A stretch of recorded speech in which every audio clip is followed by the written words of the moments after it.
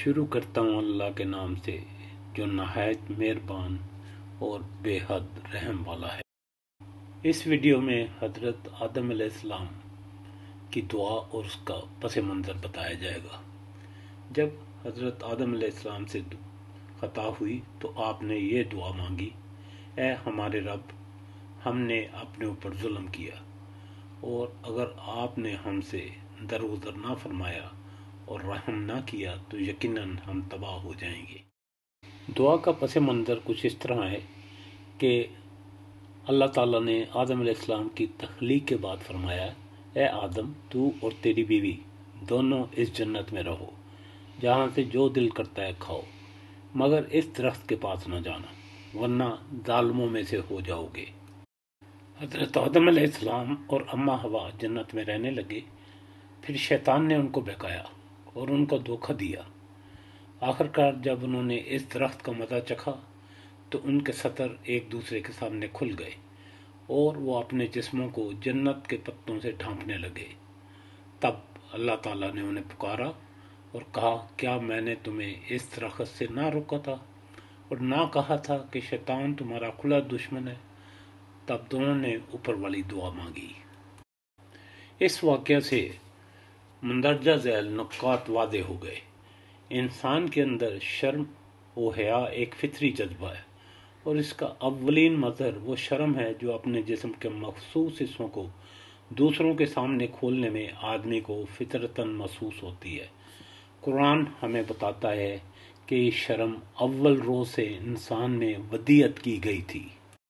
شیطان کی پہلی چال جو اس نے انسان کو فطرت انسانی کی سیدھی راہ سے ہٹانے کے لیے چلی، یہ تھی کہ اس پر عریانی اور فحاشی کا دروازہ کھولے، اس کو جنسی معاملات میں بدراہ کر دے۔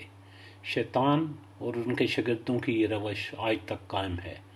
ترقی کا کوئی کام ان کے ہاں شروع ہی نہیں ہو سکتا جب تک کہ عورت کو بے پردہ کر کے وہ بازار میں لا کر نہ کھڑا کر دیں اور اسے کسی نہ کسی طرح ننگا نہ کر دیں۔ عام طور پر یہ جو کہانی مشہور ہو گئی کہ شیطان نے پہلے حضرت حوا علیہ السلام کو دھوکہ دیا اور پھر انہیں حضرت آدم علیہ السلام کو پھانسنے کے لیے اعلی کار بنایا، قرآن اس کی تردید کرتا ہے۔ قرآن کہتا ہے کہ شیطان نے دونوں کو دھوکہ دیا اور دونوں اس سے دھوکہ کھا گئے۔ بظاہر یہ بہت چھوٹی سی بات ہے، لیکن جن لوگوں کو معلوم ہے کہ حضرت حوا کے متعلق یہی مشہور روایت دنیا میں عورت کے اخلاقی، قانونی اور معاشرتی رتبے کو گرانے کا بڑا سبب بنی، یہ گمان کرنے کی کوئی معقول وجہ نہیں ہے کہ اس درخت کا مزہ چکھتے ہی آدم اور حوا کے سطر کھل جائے۔ اس درخت کی کسی خاصیت کا نتیجہ نہیں تھا، در حقیقت یہ اللہ تعالیٰ کی نافرمانی کے سوا کسی اور چیز کا نتیجہ نہیں تھا۔ اللہ تعالیٰ نے پہلے ان کا سطر اپنے انتظام سے ڈھانکا تھا۔ جب انہوں نے حکم کی خلاف ورزی کی تو اللہ تعالیٰ کی حفاظت ان سے ہٹا لی گئی، ان کا پردہ کھول دیا گیا اور انہیں خود ان کے اپنے نفس کے حوالے کر دیا گیا کہ اپنی پردہ پوشی کا انتظام خود کریں۔ یہ بات واضح ہو گئی کہ انسان جب اللہ تعالیٰ کی نافرمانی کرے گا تو دیر یا سویر اس کا پردہ کھل کر رہے گا، اور یہ کہ انسان کے ساتھ خدا کی تائید اس وقت تک ہے جب تک وہ خدا کا فرما بردار رہے گا۔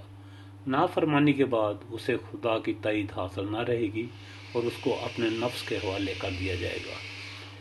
متعدد احادیث میں نبی صلی اللہ علیہ وسلم نے ایک دعا فرمائی: خدایا، میں تیری رحمت کا امیدوار ہوں، بس مجھے ایک لمحہ کے لیے بھی میرے نفس کے حوالے نہ کرنا۔ یہاں سے شیطان اور انسان کی راہیں ایک دوسرے سے الگ ہو گئیں۔ شیطانی راہ یہ ہے کہ بندگی سے منہ موڑے، خدا کے مقابلہ میں سرکشی اختیار کرے اور جو لوگ اطاعت کی راہ پر چل رہے ہیں ان کو بھی بہکائے۔ انسان کی راہ یہ ہے کہ وہ شیطانی اغوا کی مزاحمت کرے، اپنے اس دشمن کی چالوں سے ہر وقت چوکنا رہے، اور اگر کبھی بندگی اور اطاعت کی راہ سے ہٹ بھی جائے تو اپنی غلطی کا احساس ہوتے ہی ندامت کے ساتھ فوراً اپنے رب کی طرف رجوع کرے اور اپنے قصور کی تلافی کرے جو اس سے سرزد ہو گیا ہے۔ دعا ہے کہ اللہ تعالی ہمیں شیطان کے بہکاوے اور چالوں سے ہمیشہ محفوظ فرمائے۔ آمین ثم آمین۔